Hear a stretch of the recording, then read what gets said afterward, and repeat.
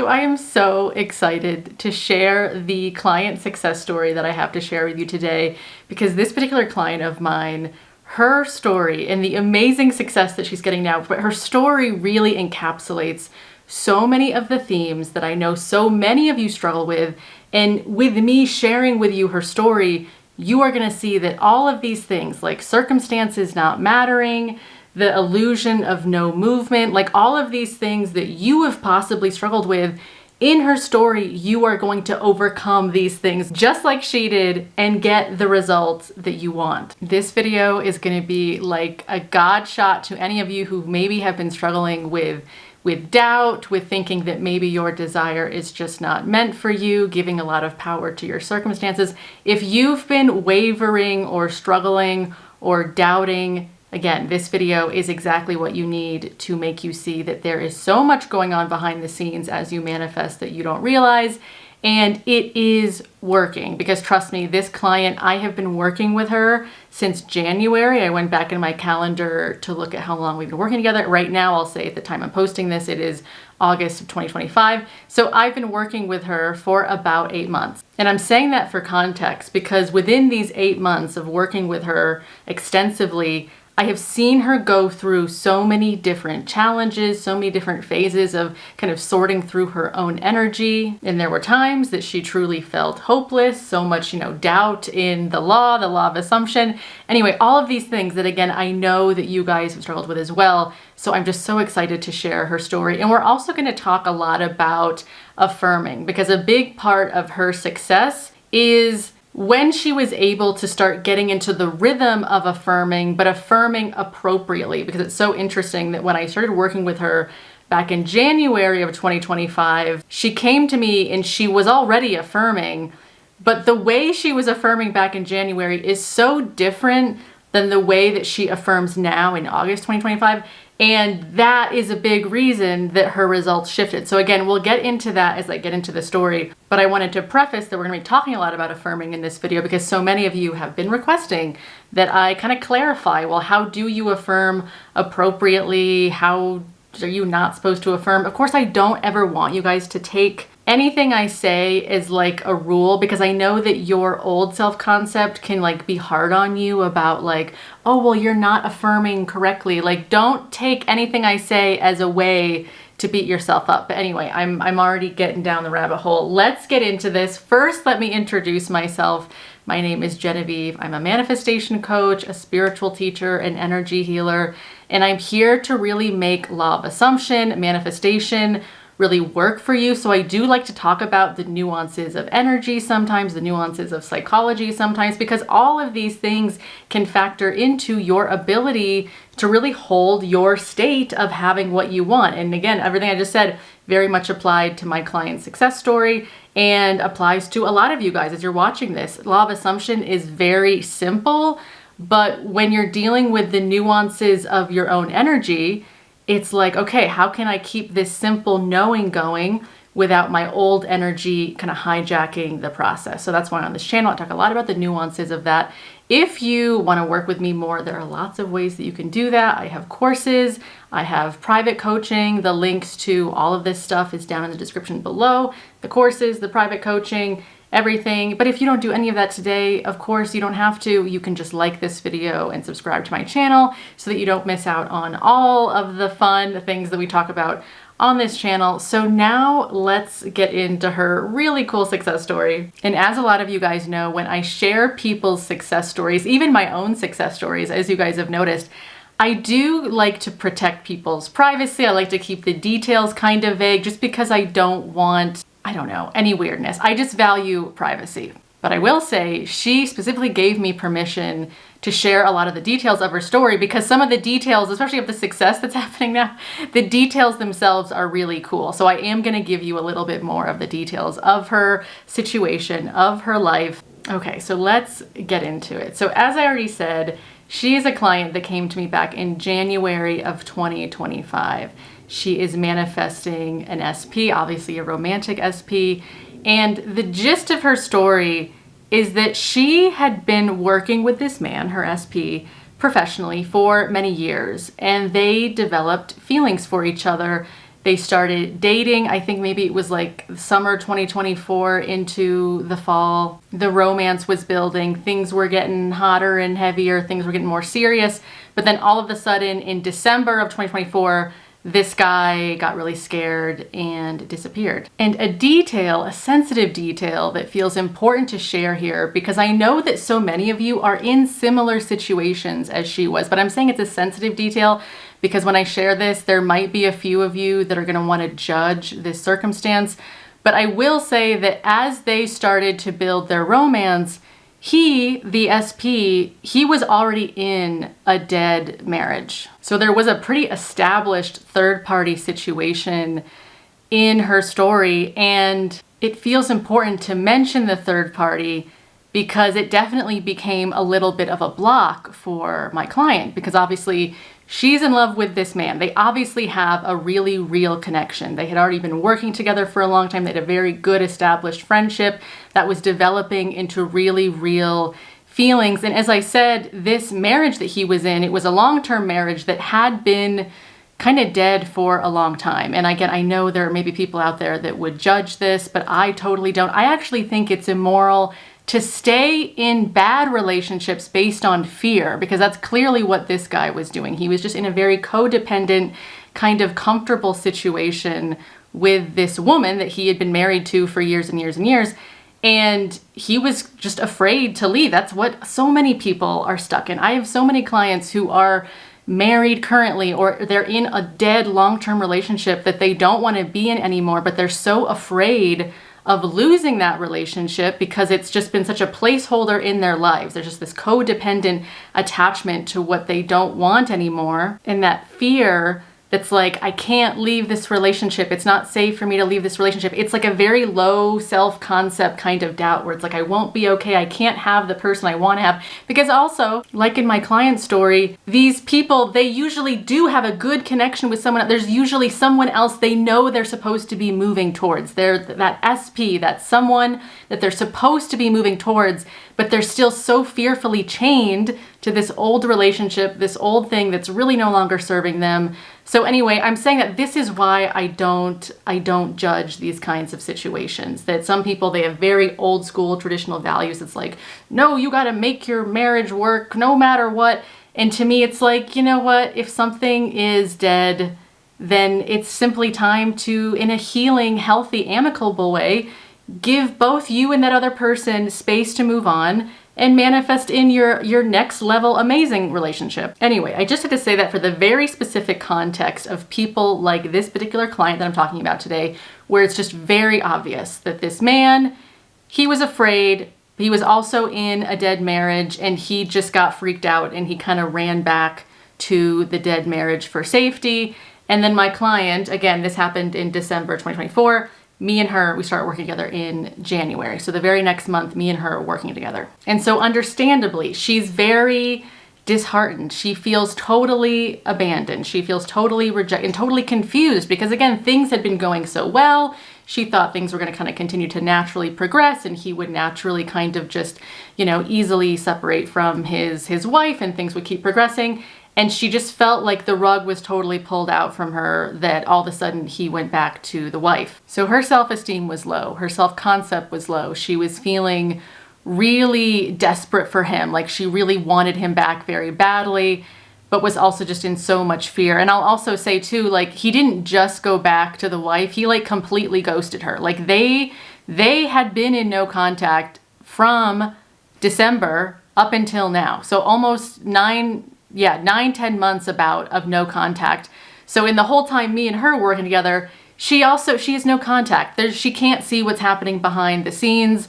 She's doing this work. She doesn't have any validation from the 3D, and yet it worked out. So let's move through this. So as I mentioned earlier in this video, before she came to me in January, she had already been affirming. Like she had gone straight down the YouTube rabbit hole kind of the minute this whole crazy separation with him happened.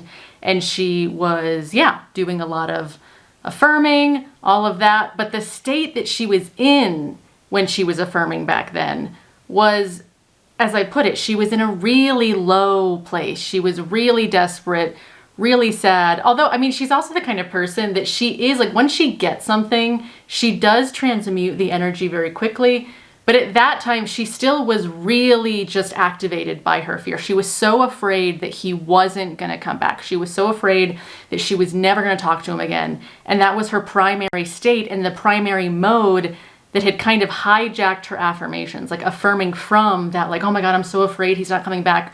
But then trying to affirm from that, that does not work. So a lot of what we did in our time working together was a lot of emotional releasing work, a lot of romantic self-concept work, because after that really big hit to her self-esteem, all those circumstances that happened in December, she really needed to kind of pull her own fear and desperation kind of back into her body, process that a little bit, and then even out, and then affirming became a lot easier. So there were times in my working with her that I was having her not focus so much on him and just focus on herself. Again, coming back home to herself, getting used to feeling her feelings and accepting them and not making the feelings about him. Because that's also something that a lot of people do when they're manifesting SPs, is they feel that fear or that desperation or whatever it is, and they are just so used to immediately making it about the SP, like just immediately pushing it out onto them. And that makes it just so difficult for people to maintain the focus on already having that good relationship with the SP. It's difficult to stay focused on that when you're so not sure of how to just sit with your own fear. So a lot of what we did was that she was transmuting the energy pretty quickly. And it was by probably this last May, June, I would say, that's when I really felt the biggest shift in her, where I could really tell she was way more grounded. She was just way more in just a better self-concept state about all of this. And it was a good time to go kind of all in again on affirming about him and their relationship and all of that good stuff. And that is when things started gaining momentum and physically manifesting. And so here is what has just happened, which I just freaking love. So this is the part where I want to give you enough details, but not too many details just because it's her private life, but this is just so cool. So remember how I said that they worked together? Well, they were no longer doing projects together when he kind of ghosted her in December. They're both kind of private contractors, and so he didn't need to work with her anymore, so they don't work together anymore. But they do live in a relatively small community, and what was so odd about all this period of no contact that she had with him was that it was almost odd that she never saw him, because they work in the same spheres and the same community, and normally you would think that they would bump into each other. But just during that time, she needed that time to focus on herself. And the 3D was weirdly protecting her from, like, yeah, you're not going to see him while you're focusing and doing your deeper work. But now that the energy is gaining momentum, she finally saw his car. So she was at a particular spot doing her project, and whoa, she spots his car down the street. They both apparently have kind of unique cars, so it's easy to spot his car. But here's what she did that I love. She sees his car down the street, and immediately, of course, her ego is kind of like, oh, maybe I should kind of like, you know, kind of make myself known, like maybe like hang around and maybe he'll come out and see me out here. But she immediately knew to shut down her ego, because that's the ego trying to control it, trying to be like, oh, let's take things into our own hands and, you know, try to control the situation. She knew not to follow that kind of ego desire to kind of go make herself known to him. And instead she talked to God in her own consciousness and was like, okay, God, if I'm really meant to see him today, I know that I just will. I know it'll work out, but I'm not going to go out of my way to like make myself known to him. So she instead got into her car because she had some other appointments she had to do. So she noticed his car, but she wasn't going to go make herself known to him. She got in her car. She went to a store later that day, a little bit later, and she had no idea, but she was going to run into him in that store. So she didn't see his car at the store. She didn't know he was going to be in there, but she goes in there, she runs into him. They have a really good kind of catch-up conversation. He's being so nice, so apologetic about all of this time, you know, that he has not been reaching out to her. And she, you know, she goes her own way. She gets back in her car. He starts texting her. And now they are back in contact, texting nonstop, and things are like rapidly gaining momentum back into their relationship. So I just love this story for so many reasons, but I just wanted to especially highlight that thing about seeing his car and not letting her ego kind of mess with the middle there, because imagine if she had in that moment let her ego kind of take the reins and be like, oh, I see his car down there. I'm going to like hang out. I'm not going to go to my next thing. I'm not going to go to the store. I'm going to like hang around and hope he sees me. If she had done that, if she had messed with the middle and tried to catch his attention on that street, she would have probably missed him at the store. And I just love that she had that moment, that she really consciously caught herself and surrendered, because this is why trust and surrender and faith in the unseen is so important, because it was the surrender itself, that moment that she surrendered to that higher knowing of God, the universe, whatever you want to call it. She went to the store. She did run into him very naturally. Things started to progress very naturally.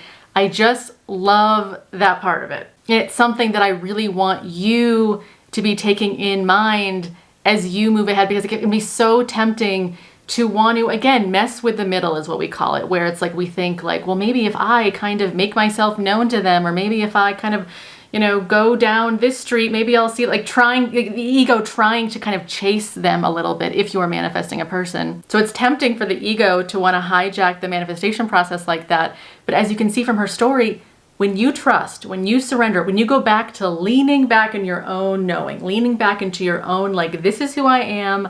I know that he's going to come to me in the right time, in the right moment. I'm not going to force anything. I'm not going to rush anything in the 3D. When you kind of lean back into that high knowing, that high self-concept, that is when things happen. And for her, it just happened so perfectly. So, and as I said, she went through so much time of being in total no contact. She, like I said, it was almost odd that she never saw him out anywhere. It was just like, boom, lights out. This guy was out of her life, and she was spending all of this time doing this self-work, doing this manifestation work. And she reasonably had a lot of doubts. She couldn't see anything changing in the 3D. And then now that things are changing, they're changing extremely rapidly. She is looking back on, these last 8 or 9 months, and she sees like, wow, everything that I did and the timing of how I did it, it was all exactly the bridge of instance that I needed to get me to this moment now that all of the physical manifestation stuff is pouring in. So now, to go back to the affirming thing, I want to highlight that, because that, in my mind as her coach, is really what was changing it from, again, the way she was affirming in the beginning to how she was affirming in the end. So let me give you a little bit more detail of kind of, how was she affirming these last couple months that then really brought in this really big movement where now things are really rapidly escalating as they rebuild their relationship. So first of all, obviously affirming works. It is probably my favorite way to manifest, because it's very simple, straightforward, and just very reasonably actionable. That is just as a part of your mental diet throughout the day. You're obviously catching, oh wait, I'm going into a weird direction with my energy. Pull that back in, let that energy go, and then go to what you remember is already true. Because really that's all an affirmation is. It's like, oh yeah, this is what I'm consciously remembering is already true.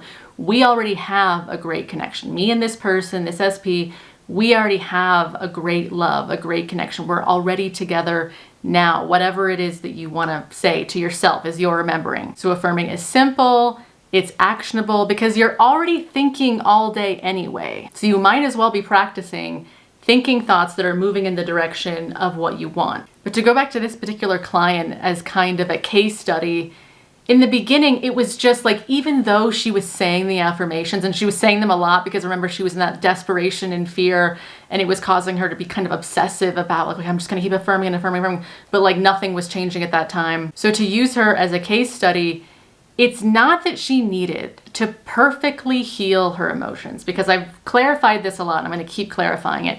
It's not that you need to perfectly balance your energy or just never have any negative emotions. Absolutely not. It's that she learned how to hold that fear and desperation differently. In the beginning, she was just so reactive. She was so triggered. She was just really just not very processed yet. Not as processed as she needed to be, I guess, is what I would say. But she just needed to take some time for herself to really just sit with her own feelings, not make it about him, not make it about obsessing about getting him back. Just sit with her own feelings and just let her hold her own feelings so they naturally do what they want to do, which is process. Your old negative feelings, they don't want to stick around as stuck energy in your body, constantly pushing out into a situation you're obsessively trying to fix. They want room just to be felt, and then they naturally know how to process themselves. And so she got a lot better at doing that. So then, once she got better at holding her own emotions, she could simply affirm without it coming from the desperation or from the fear. It was more just from just an obvious knowing. Because I guess to give you more direct instruction on affirming, I want you guys to be affirming as if it's like, okay, I'm just gonna affirm this as if it's obvious. I'm not gonna be affirming because I'm desperate and I'm trying to make it happen, or because I'm so afraid it's not gonna happen, I'm gonna keep affirming. I'm gonna just accept that I have those feelings, let them process, but then this higher knowing part of me is just gonna be like, okay, whatever. 3D doesn't matter, circumstances don't matter. I'm just gonna kind of surrender to this focus on, yep, this is just what it is. This is what I have. I don't need to feel perfect about it right now, but I also am not pushing out my desperation into this thing I want to have. I'm just kind of in a surrendered but focused way. Just, it's obvious that I have this. I'm just going to claim it like it's obvious that I have this. And that is how she has been affirming for at least the last couple months. So really ask yourself this, like if you are noticing, am I affirming from a place of like, oh my God, I'm so afraid I'm not going to have it, so I'm going to keep affirming. If that's what you're doing, then all you need to do is pause, go within, and just let yourself feel like, okay, what am I feeling right now? Oh, I'm feeling a lot of fear.